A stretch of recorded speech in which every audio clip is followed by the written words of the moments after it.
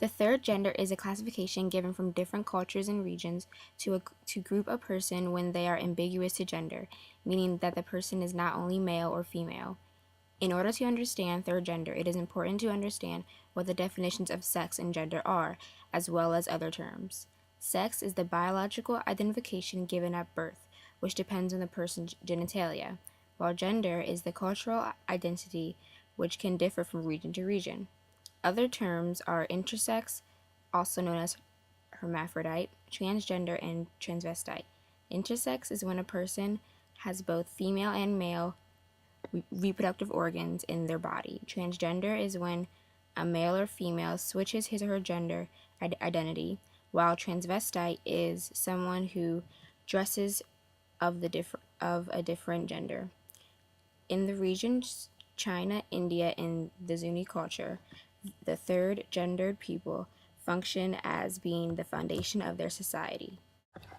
In the Zuni society, their third gender was known as Berdache, and they served as the foundation of their society because of the roles that they participated in and the respect that was given to them because of it.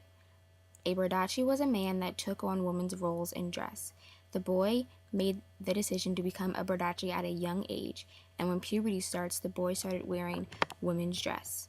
Socially, the Berdaches were well respected because women had more respect and power in the Zuni culture. The Zuni society was matrilineal descent and matrilocal residence. Matrilineal means that the mother's family determined the family history, and matrilocal residence means that the husband and children lived in their mother's house. Women had a great deal of power in their lives and had control over their property, children, and marriages. Berdaches were proud to be seen as women because of the respect that they had in the society. They did all of women's roles and stayed in the house longer in order to help their mother with her roles. Berdaches were well respected and hardworking in the society and were proud to be linked with women because they were also the foundation of the Zuni society. The third gender people in India were known as Hijras, who functioned as a foundation because of their roles that were given to them by Muslim rule. A Hijra is someone who was born intersex or was born a male yet had a female identity, or Ra, which means soul. Many Hijras were Muslim, and because they were born as a Hijra, they were accepted because they believed that Allah made you that way. To become an official and respected Hijra, you had to become part of the Hijra society, meaning that you must become a follower of an older and experienced Hijra.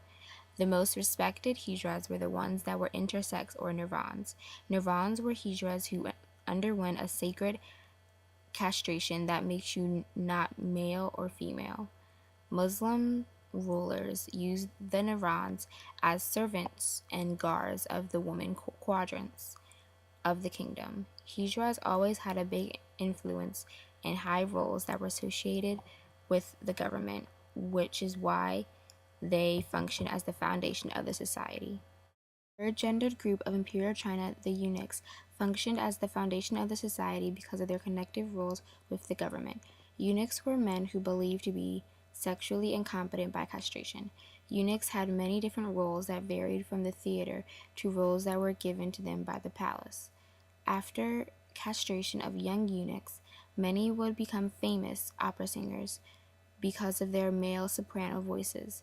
The roles that were given to eunuchs by the palace were palace servants, guards, and spies on other rising kingdoms. All eunuchs were believed to be pure, yet eunuchs that were below the age of 10 were believed to be thoroughly pure. Because the young eunuchs were the most pure, they were assigned to the female quadrants of the palace.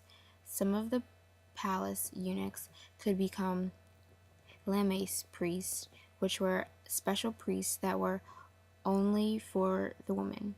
These strong connections to the palace life that the eunuchs had gave them a higher class and made them the foundation of the society.